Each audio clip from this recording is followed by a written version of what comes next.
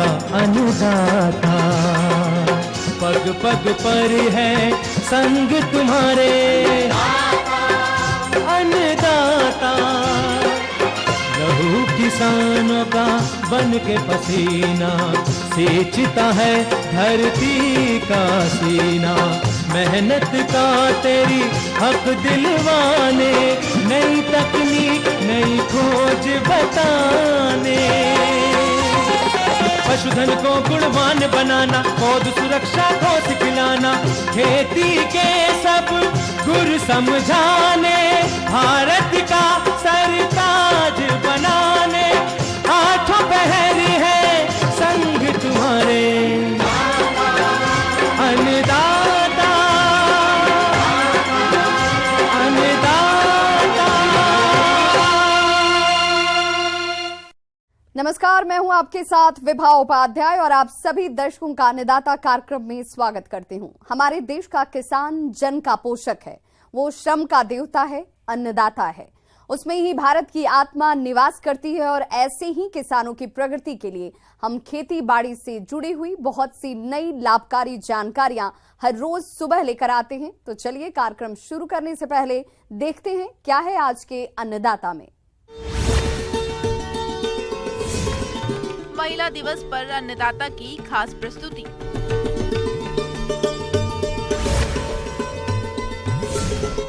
Backyard पक्षियों को पालकर किसान बढ़ा सकते हैं अपनी आमदनी।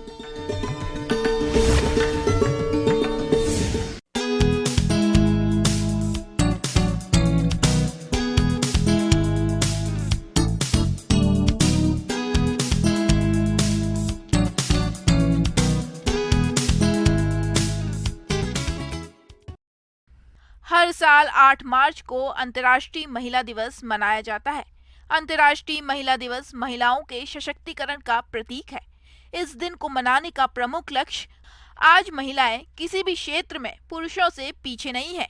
यदि बात कृषि क्षेत्र की करें तो कृषि से लेकर मछली पालन, पशुपालन में महिलाओं का बहुत बड़ा योगदान है। आज इस अंतर्राष्ट्रीय महिला दिवस पर ऐसी ही कृषि क्षेत्र में काम कर रही कुछ महिलाओं से मिलवा रहे हैं। तो आइए मिलते हैं इन्हीं से।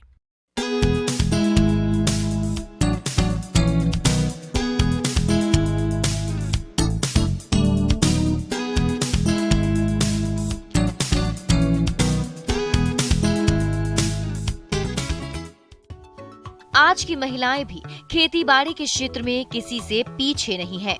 जिन महिलाओं को मौका मिला है उन्होंने बखूबी इसे अपने क्षेत्र में कामयाबी की गाथा लिखी है। ऐसे कई महिलाओं को हमने अपने कार्यक्रम के माध्यम से आपको रूबरू कराया है, जो कि परिवार की जिम्मेदारियों को संभालते हुए खेती बाड़ी के क्षेत्र में सफलता पा चुकी हैं। अगर देश की अन्य महिलाओं को भी सही प्रशिक्षण दिया जाए तो वे भी खेती बाड़ी सहित इससे जुड़े लघु उद्योग और कृषि क्षेत्र जैसे मशरूम उत्पादन, डेयरी व्यवसाय, बकरी पालन, मुर्गी पालन और अन्य कृषि सह व्यवसायों को अपनाकर जीवन स्तर सुधार सकती हैं। आज हम बात करेंगे ऐसी महिलाओं के बारे में जिन्होंने कृषि को अपना व्यवसाय चुनकर एक मिसाल पैदा की है और पुरुषों से ऊपर उठकर दिखाया है। इसलिए आज का खास दिवस उन्हीं महिला किसानों को समर्पित है।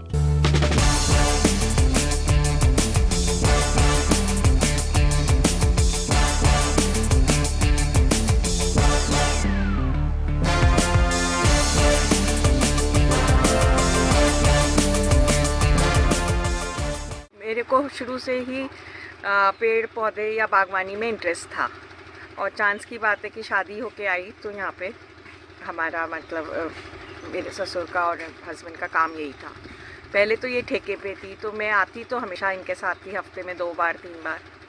और फिर जो वो लोग पुरानी पद्धति से कर रहे थे जिस और पढ़ते तो रहते ही थे क्योंकि इंटरेस्ट था, तो वो देख के एकदम अंदर से बहुत ख़राब लगता था कि ये लोग अपने आप में चेंज नहीं ला रहे हैं, जो भी ठेकेदार थे या जिनको भी हिस्से में देते थे। और इन लोग को भी ऐसे ही मोटिवेट कर देते थे कि बाबूजी इसके अलावा और कुछ नहीं हो सकता है। तो बस तब मैंने एक स्ट्रॉन्ग स्टेप लिया जो कि घर के सब सदस्यों के साथ सपोर्ट से हुआ और ठेकेदार धीरे से हमने हटा लिए। और वो जो भी नई पद्धतियाँ हैं, नई वैरायटीज़ हैं और नए तरीके जो इरिगेशन के हैं या जो भी कल्टीवेशन के, उनको सीख के और फिर यहाँ पे अपनाया। तो अब जाके 5-6 साल में यहाँ पे चेंज आया। जो मेरा स्टाफ है बहुत मुझे मतलब सपोर्ट करता है।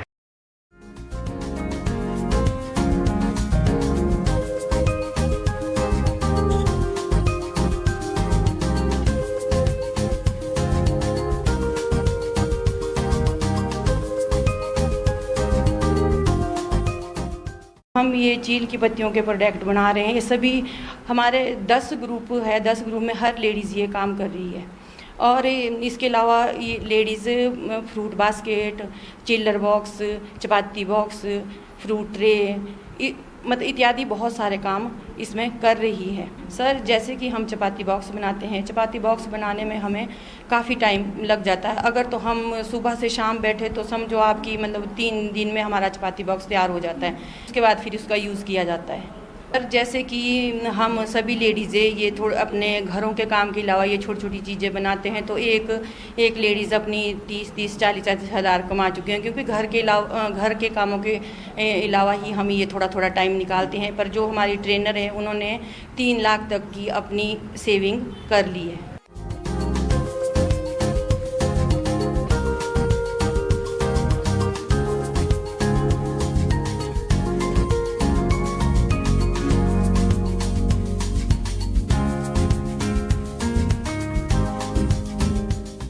डेयरी के साथ साथ हमने सोचा एक और रोजगार बढ़ाने का, तो हम जो है आपका पोल्ट्री शुरू किए हैं। पहले तो हम इसका प्रशिक्षण लिए हुए हैं और ट्रेनिंग लेने के बाद ही हम इस काम को शुरू किए। और ये भी करने से फ़ायदा बहुत है और बहुत ही अच्छा काम है ये भी। इसमें मेहनत भी बहुत कम है। तो इसमें जो है ये जगह मेरा 1400 स्क्वायर फीट में है। इसमें हम 2000 बच्चा एक बार गिरा सकते हैं और गर्मी के दिन में हम जो है कुछ कम गिराते हैं, जैसे 1700 या 1800 के आसपास हम इसको गिराते हैं। और इसमें जो है लगभग अगर हम 2000 गिराते हैं बच्चा, तो लगभग जो है हम 2 लाख रुपए खर्च करते हैं इसमें, लेकिन हमें 60 से 70 हज़ार रुपये प्रॉफिट होता है। और ये भी प्रॉफिट जो है कभी अप डाउन होते रहता है। जैसे कभी चूजा अगर महंगा मिला तो फिर हम लोगों के पास बचत कम होगी। अगर चूजा का सही रेट मिल गया तो फिर वो भी अच्छा रहेगा। और अगर मार्केट वैल्यू भी जब चिकन जाता है तो मार्केट वैल्यू भी इसका अप डाउन होता ही रहता है। तो फिर आपका जो है जैसे अगर आप 2 लाख रुपए लागत इसमें लगाते हैं चूजा लेने में, छिड़काव के लिए या खान पान के लिए, सब कुछ लेके लेबर स्टाफ, हम बिजली बिल सारा इसके लिए हम व्यवस्था करके 2 लाख रुपए खर्च करते हैं। तो मिनिमम जो है हमें 60 से 70 हज़ार रुपये महीने एकदम 100% आता है।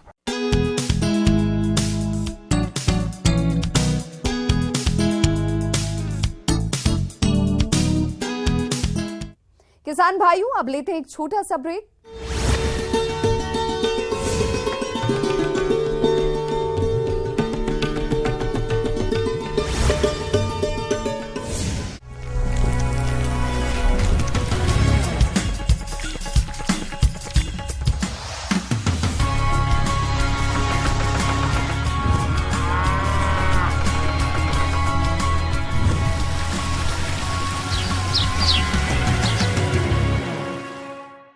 ब्रेक के बाद आप सभी दर्शकों का अन्नदाता में स्वागत है।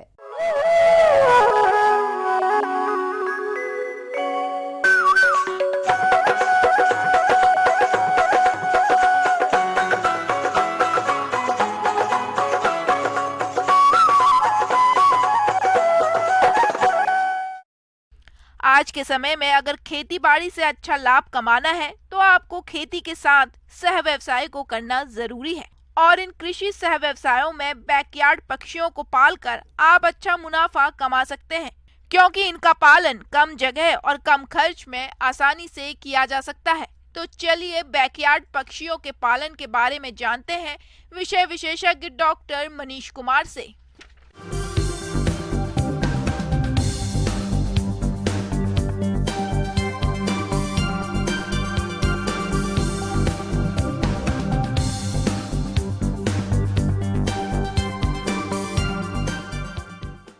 लोग देख रहे हैं कि अभी हमारे देश में अगर मांसाहार की बात की जाए तो सबसे ज़्यादा बकरी और जो है कि ब्रॉयलर की मीट पे लोगों का झुकाव रहता है, लेकिन बदलाव के लिए वो भिन्न भिन्न बर्ड्स का मीट भी हम लोग प्रयोग में लाते हैं।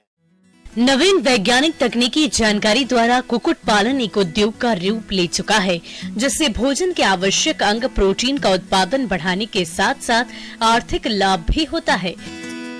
गत 30 से 35 वर्षों में बड़े शहरों में अंडा और कुक्कुट की मांग बहुत तेजी से बढ़ी है।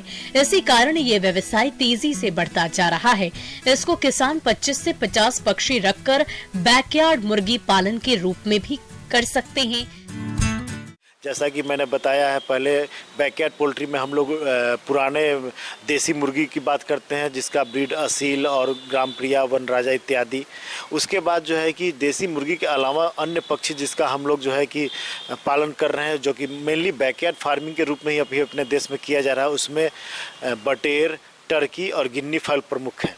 बटेर जहाँ तक जो है कि काफ़ी छोटा वजन होता है, 300 ग्राम का होता है और बहुत कम दिनों में 20 से 25 दिनों में इसको पाल कर तैयार किया जा सकता है। इसके लिए थोड़ा सा फार्म हाउस की आवश्यकता होती है और एक हम छोटा सा घर बना के ही इसको पाल सकते हैं, चूँकि इसको अन्य जीवों से सुरक्षा की आवश्यकता होती है। तो इसके लिए हम लोग जिस तरह से पोल्ट्री हाउस बनाते हैं उस तरह से पोल्ट्री हाउस बनाते हैं, और जो सारा कुछ हम लोग ब्रॉयलर पालने में ध्यान देते हैं वो यहाँ भी करते हैं। बटेर का अंडा कंपेरेटिवली छोटा होता है, तो अंडा ज़्यादातर उपयोग में नहीं लाया जाता है, ज़्यादातर इसको हम लोग मीट उत्पादन के लिए ही पालते हैं। उसके बाद गिन्नी फॉल की बात करते हैं, तो गिन्नी फॉल एक तरह से कहिए कि चाइनी मुर्गी या चीनी मुर्गी हम लोग कहते हैं, और ये विदेशी मुर्गी की तरह लगता है। वजन में ये आम मुर्गियों से बड़ा होता है, और इसके लिए भी हम लोग एक तरह से बैकयार्ड पोल्ट्री के में ही इसको पालते हैं अपने घर के पीछे। गिनी फाउल पालन अंडे और मांस दोनों के लिए किया जाता है। 12 हफ्तों में इसका वजन 10 से 1200 ग्राम तक हो जाता है। इस दौरान ये 110 से 200 अंडे तक देती है और लगभग 4 से 5 माह के बाद ये पक्षी बेचने योग्य तैयार हो जाता है। और थोड़ा सा ये वाइल्ड है, मतलब ये कहिए कि हम लोगों से उतना फ्रेंडली नहीं है जितना कि मुर्गी प्रजाति हम लोगों से फ्रेंडली है। तो इसके लिए भी हम लोग खाने के लिए कोई विशेष व्यवस्था करने की ज़रूरत नहीं है। ये घूम फिर के चर के पिछवाड़े में जो भी घर में जो भी हम लोग के घर का जो वेस्ट पदार्थ है वो खा के ये तैयार होता है। और इसका जो है कि इसको अंडा, अगर हम लोग इसको अंडा लेना चाहें तो इसके लिए इसका काफ़ी उम्र बढ़ेगा तभी ये अंडा देगा। उसी क्रम में एक टर्की एक पक्षी है जिसका जो है कि एडल्ट वेट काफ़ी बड़ा होता है। वो उससे जो है कि हम लोग 7.5 किलो से 9.5 किलो तक का मीट प्राप्त करते हैं, लेकिन इसके लिए उसको हम लोगों को कम से कम 12 से 14 वीक तक उसको ग्रो कराना पड़ता है। टर्की भी एक वाइल्ड है और विदेशी पक्षी है, जिसको हम लोग अब घर के पिछवाड़े में या एक घेरा बना के, बाड़ी बना के उसको हम पाल सकते हैं। टर्की पक्षी में बोर्ड कगेस्टेट हवाइट भारत में पाली जाने वाली प्रमुख टर्की है। यह भारतीय जलवायु के लिए सर्वाधिक उपयुक्त नस्ल है। यह 7 से 8 माह में 10 से 12 किलोग्राम शरीर भार प्राप्त कर लेता है। इसके विषणन की आयु क्रमशः नर एवं मादा में 80 से 23 सप्ताह एवं 18 से 20 सप्ताह उपयुक्त है। 20 से 24 सप्ताह की आयु में उनका शरीर का वजन 8 से 9 किलोग्राम हो जाता है। और यहाँ भी हम लोग अंडे का उतना उपयोग नहीं करते हैं जितना इसके जो है कि बर्ड का। रही बात हम लोग कोई भी मुर्गी पाल रहे हैं, घर के पिछवाड़े में पाल रहे हैं, तो जैव विविधता या बायोसिक्योरिटी बहुत ही इम्पोर्टेंट है, जिससे कि इसमें कोई बीमारी नहीं आवे। वहीं पे हम लोगों को ध्यान देना है। जैसे कि कोई भी बीमारी आवे नहीं आवे, इसके लिए हम लोग डिसइंफेक्टेंट का छिड़काव करते हैं, जिससे कि जो भी रोग पैदा करने वाले जीवाणु या विषाणु पीछे बहुत दिन से मुर्गी मार रह रही है तो उससे जो है कि हो जाती है, उसके मात्रा में वृद्धि हो जाती है, तो उसका जो है कि संख्या घट जाए और मुर्गी जो है कि एक स्वस्थ जीवन जी सके। आमतौर पर घर के पिछवाड़े यानी कि बैकयार्ड में पाले जाने वाले पक्षी जैसे देशी मुर्गी, बटेर, टर्की और गिनी फाउल अधिकांश आहार का भाग चराई से प्राप्त कर लेती है। ये चराई में केचुए, छोटे कीड़े, घोंगे, दीमक, घास फूस और रसोई अवशिष्ट के पदार्थ खाती है, जिससे इसके आहार में 50% तक की बचत होती है। इसके अलावा इनके आहार में हरा चारा शामिल किया जाता है। शेष बचे आहार की पूर्ति के लिए पूरक आहार में दाना और खनिज मिश्रण दे सकते हैं। किसान थोड़ी सी जगह में इनका आवास बांस और पुआल आदि बना सकते हैं। शिकारी पक्षियों और अन्य जीवों से बचाने के लिए सुरक्षा घेरा भी तैयार कर सकते हैं। उसको मुर्गी को दिया जाने वाला ही डाइट हम लोग दे सकते हैं, या जो कि हम लोग के यहाँ जो भी घर का वेस्ट है या एग्रीकल्चरल बाई वेस्ट है वो उसको दे सकते हैं और उसको हम लोग पाल सकते हैं। टर्की को भी हम लोग मुख्यतः मांस के लिए भी पालते हैं, इसके अंडे का सेवन हम लोग उतना नहीं करते हैं। इसमें भी बीमारी से बचने के लिए किसी तरह का टीका नहीं है, स्पेशली जो मुर्गी में टीका है वही यहाँ भी हम लोग देते हैं और उसी तरह से डिसइंफेक्टेंट का छिड़काव करके किसी भी संभावित बीमारी से बचाते हैं। वैसे तो ये सभी पक्षी बीमारियों के प्रति अधिक सहनशील होते हैं, फिर भी इनके अच्छे विकास के लिए कुछ बातों पर विशेष ध्यान दें, जैसे पानी के बर्तनों को प्रतिदिन साफ करें, उनमें स्वच्छ और ताज़ा पानी भरें, पक्षियों को संतुलित आहार पर्याप्त मात्रा में उपलब्ध कराएं, दाने के बर्तन पक्षियों के पहुंचने लायक ऊंचाई पर रखें, समय समय पर दाने के बर्तनों की सफाई भी करते रहें। यदि आहार की खपत कम या अधिक हो तो इसका कारण ज्ञात कर उसे दूर रखें। यदि उनमें कोई कमजोर, सुस्त या बीमार दिखाई दे तो उसे झुंड से अलग कर दें। अगर आप भी इन पक्षियों का पालन करना चाहते हैं तो अपने यहाँ की बाजार मांग देखें और इसके बाद केंद्रीय पक्षी अनुसंधान संस्थान बरेली से संपर्क कर इनका प्रशिक्षण ले सकते हैं। आगे और भी हैं खेती बाड़ी से जुड़ी हुई बहुत सी रोचक जानकारियां। यहां रुकेंगे एक छोटे से ब्रेक के लिए।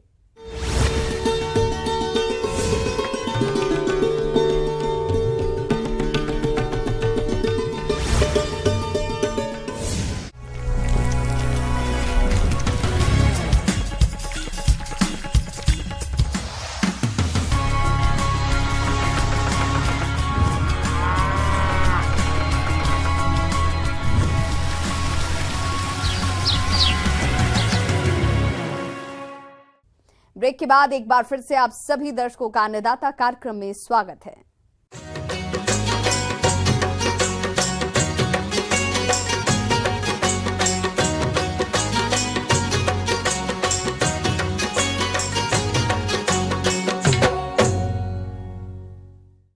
किसान भाइयों, हम सभी जानते हैं कि हरी सब्जियां सेहत के लिए कितनी फायदेमंद होती हैं।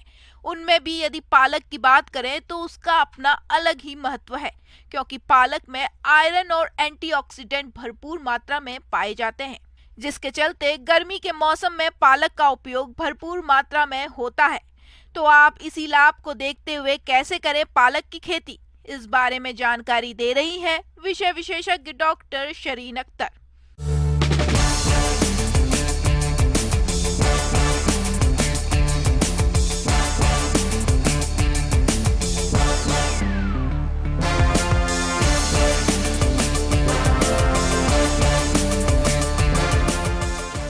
हम लोग जानते हैं कि हमारे खाने की प्रॉपर पुष्टि के लिए जो है लीफी वेजिटेबल या शाक गोत्रीय जो सब्जियां है वो हमारे भोजन में लगभग 125 ग्राम प्रतिदिन रहना चाहिए। और पालक जो है ये अति उत्कृष्ट एक शाक गोत्रीय सब्जी है और इसमें जो है बहुत अच्छे मात्रा में खनिज पाए जाते हैं, विटामिन्स पाए जाते हैं और आयरन बहुत अच्छे मात्रा में पाए जाते हैं एवं एंटीऑक्सीडेंट भी प्रचुर मात्रा में पाए जाते हैं। और पालक को जो हम लोग लगाएंगे तो 2 सालों भर इसकी खेती होती है, लेकिन ऐसे जो है आपकी जो वैरायटी आप लोग लगा सकते हैं उसमें जो है पूसा हरित है, पूसा ऑल ग्रीन है, जॉबनर ग्रीन है, तो ये सारे जो किस्म है ये बहुत अच्छे किस्म है। इसको लगाने से उपज भी बहुत अच्छा मिलेगा और इससे आपको लाभ भी काफ़ी अच्छा मिलेगा। पालक की खेती के लिए 30 किलोग्राम बीज की मात्रा प्रति हेक्टेयर के लिए पर्याप्त होती है। बीज और भूमि जनित बीमारियों से पौधों की सुरक्षा के लिए मैंकोजेब दवा 3 ग्राम प्रति किलोग्राम बीज के हिसाब से बीजोपचार अवश्य करें। इसके अलावा जो है मिट्टी बहुत इम्पोर्टेंट है। पालक के लिए ये बहुत इम्पोर्टेंट है कि इसका जो मिट्टी है वो जो है थोड़ी सी बलुई दोमट टाइप का या रेतीली टाइप का हो और जिस मिट्टी में जल ज़्यादा जमाव ना हो उस तरीके का मिट्टी होना चाहिए और मिट्टी से जल आसानी से निकल जाए। थोड़ा सा बालुई टाइप का हो, ताकि इसकी वृद्धि अच्छे से हो पाए। ये बहुत ज़रूरी है। इसको जो है हम लोग लगाने से पहले मिट्टी को अच्छे से हम लोग बना लेंगे। खेत की तैयारी अच्छे से करने के लिए 3 से 4 बार अच्छे से हल चला लेते हैं, और उसके बाद में मिट्टी भुरभुरा होने के बाद में जो है इसको लेवलिंग करते हैं, समतल बना लेते हैं। और साथ साथ में जो है ऑर्गेनिक तत्व बहुत इम्पोर्टेंट है, तो सड़ी हुई गोबर की खाद जो है 20 से 25 टन प्रति हेक्टेयर के मात्रा में जो है इसमें लास्ट जो जुताई होती है उस समय पे अगर आप मिला देंगे तो बहुत बढ़िया रहेगा। उसके बाद में लेवलिंग कर लीजिए। उसके बाद में जो है खेत की तैयारी हो जाने के बाद में बेड बना देते हैं, फिर हल्का सा जो है इसमें सिंचाई करके फिर लगाते हैं, तो इसका अंकुरण बहुत बढ़िया होता है। इसमें जो है खाद वगैरह की मात्रा जो है, क्योंकि ये लीफी वेजिटेबल है तो इसमें नाइट्रोजन का काफ़ी इम्पोर्टेंट रोल रहता है। तो इसमें जो है लगभग हम लोग नाइट्रोजन जो है 75 किलो यूरिया पर एकड़ के हिसाब से हम लोग इसमें अगर डालते हैं तो ये बहुत अच्छा रहता है। साथ साथ में इसमें फॉस्फोरस की भी इम्पोर्टेंट थोड़ा रोल रहता है, तो इसमें हम लोग एसएसपी देते हैं तो ठीक रहता है। लगभग जो है 35 किलो एसएसपी ये भी लगाने से पहले जो है एज बेसल डोज हम लोग अप्लाई करते हैं अगर, तो ये बहुत बढ़िया रहता है। और पोटाश की बहुत ज़्यादा रोल नहीं रहती है, तो पोटाश बहुत देने की इसमें ज़रूरत नहीं पड़ती है। जिनमें से फास्फोरस और पोटाश की पूरी मात्रा और नत्रजन की आधी मात्रा को बुआई से पूर्व भूमि की तैयारी के समय प्रयोग करें, और शेष नत्रजन की आधी मात्रा का प्रयोग 2 बराबर भागों में बांटकर फसल में छिड़क कर तुरंत सिंचाई कर दें। बीज की इसकी जो सोइंग का पद्धति है, बुआई की पद्धति जो है, लाइन सोइंग ज़्यादा अच्छा रहता है। लाइन में अगर हम लोग बुआई करते हैं तो बहुत बढ़िया रहता है। नहीं तो भुरकाव मेथड से भी हम लोग सोइंग करते हैं, जिसको हम ब्रॉडकास्टिंग बोलते हैं। वैसे भी छीट के भी हम लोग इसकी बुआई कर सकते हैं। किसी भी फसल से अच्छा उत्पादन प्राप्त करने के लिए सिंचाई करना जरूरी होता है, और पालक के बीज अंकुरण के लिए नमी की आवश्यकता होती है। नमी की कमी महसूस होने पर हल्की सिंचाई करें। बीज अंकुरण के बाद सर्दी के मौसम में हर 10 दिन के अंतराल पर सिंचाई करने से पालक के पत्तों की अच्छी बढ़वार होती है। और इसकी जो है कटाई आप लगाने के बाद में 25 से 30 दिन में पहली कटाई होना शुरू हो जाता है, और पहली कटाई के बाद में आप नाइट्रोजन दीजिए। और ये याद रखना पड़ेगा कि नाइट्रोजन की खाद देने के बाद में हल्का सिंचाई करना पड़ेगा।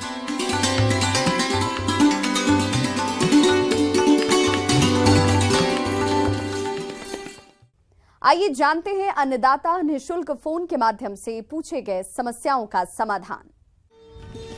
आज के अन्नदाता कार्यक्रम में हमने जिस प्रश्न को शामिल किया है उसे पूछा है संगरिया जिला हनुमानगढ़ से गगनदीप सिंह ने।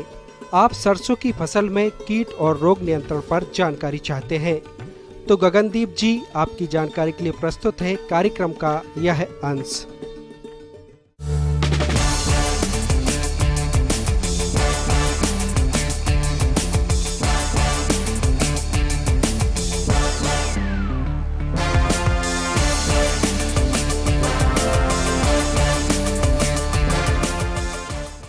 तक मस्टर्ड की बात है, तो मस्टर्ड में एक माहू या इंग्लिश में एफिड बोलते हैं, वो अकेला 80 to 90% फसल बर्बादी का कारण होता है। इसका एक समय होता है आने का, यानी माहू का अटैक तब होगा जब बहुत ज़्यादा ठंडा हो तब भी नहीं होगा, गर्म हो तब भी नहीं होगा। यानी जैसे ही वातावरण में अप डाउन हुआ, यानी वातावरण में अचानक ज़्यादा ठंड पड़ जाए, ज़्यादा गर्मी पड़े, और क्लाउडी वेदर, 2 कंडीशन है। वातावरण में परिवर्तन मतलब तापमान का परिवर्तन होना अचानक, और क्लाउडी वेदर, अगर ये 2 कंडीशन किसान बंधु को दिख जाए तो सोचिए कि माहू का अटैक होना तय। चेपा जिसे माहू कीट भी कहते हैं, यह एक रस चूसने वाला कीट है। यह हरे रंग का छोटा और मुलायम कीट है जो फसल में फूलों के गुच्छों, कच्ची फलियों और पत्तियों की निचली सतह पर समूह में पाया जाता है। देर से बुआई वाले खेतों में चेपा कीट का प्रकोप अधिक होता है। माहू कीट पहले फसल की वानस्पतिक कलिकों पर दिखाई देते हैं और धीरे धीरे पूरे पौधों को ढक लेते हैं। इससे तना और पत्तियां काली हो जाती हैं, जिससे प्रकाश संश्लेषण में बाधा आती है। इस प्रकार यह कीट उपज और तेल की मात्रा में कमी करता है।